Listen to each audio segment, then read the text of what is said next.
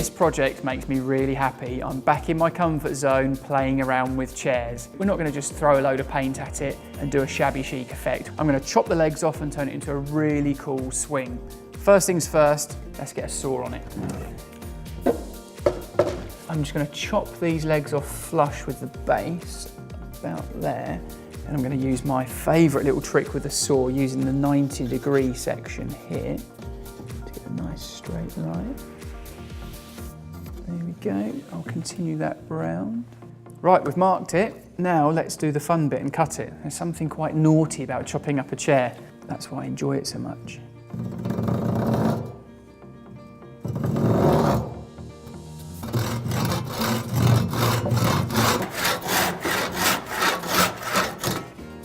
There we go, look at that.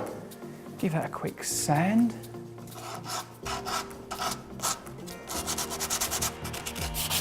There we go, that's much better. A chair with no legs. So we've sanded the cut edges. I'm going to sand it all over lightly just to get a key. Right, that is lovely and keyed all over. Now to clean it. So I've got Autentico OmniClean here for you. You do need to wear gloves. It's heavier duty than sugar soap. It degreases it and cleans it. You just want to see me in rubber gloves, don't you? So you dilute it. So this is it in its concentrated level. 1 part OmniClean to 10 parts water. You love a ratio. Oh, I do. Thanks very much. Have fun cleaning. Thanks. Just before you go, do you want to prepare the vintage for me? I'm going to give this a coat of it. I'll prepare the vintage by swapping it with Autentico Vezzanti Matte.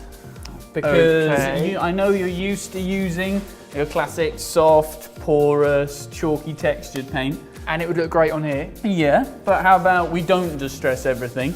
And with this, it's interior, exterior, it's harder wearing. You're gonna find that you don't need to wax afterwards. Water stains, you're not gonna get them. You can do your fence panels, your swing chairs, whatever you fancy.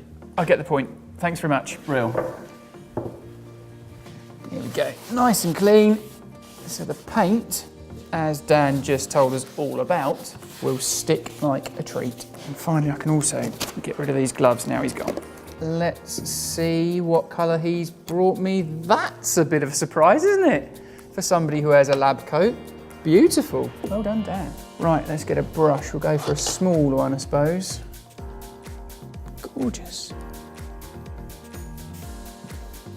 I tell you what, Dan wasn't wrong. This Vezzanti covers beautifully. Now that's quite a bold colour actually, but we are ultimately making a swinging chair, so it doesn't have to be sensible, it should be playful and bright. Now because Dan has told me that I'm not going to sand and distress this afterwards, I've just got to be a little bit careful to get a great finish and minimise any runs and drips. But actually that's relatively easy with this paint.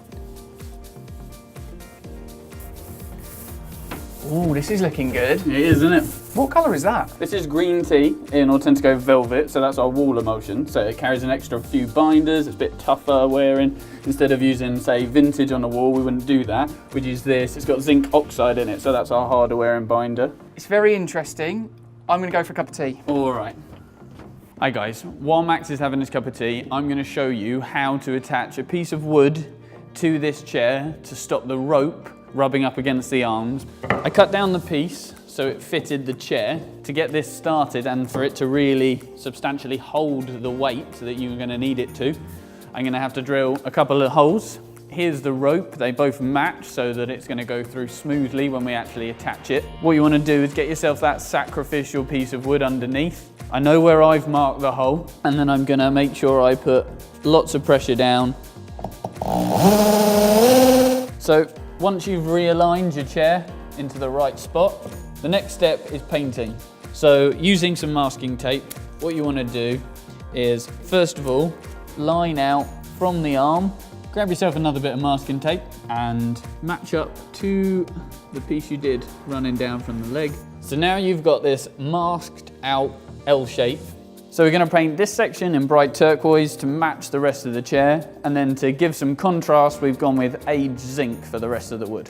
Now it's all been painted, what you want to do is attach the beam to the chair. Now, I'm just going to place a screw that I know fits right through this piece of wood and straight into that chair leg. Once that's completed, it's ready to be hung up. Right, just thread these ropes through and hopefully it's about the right height.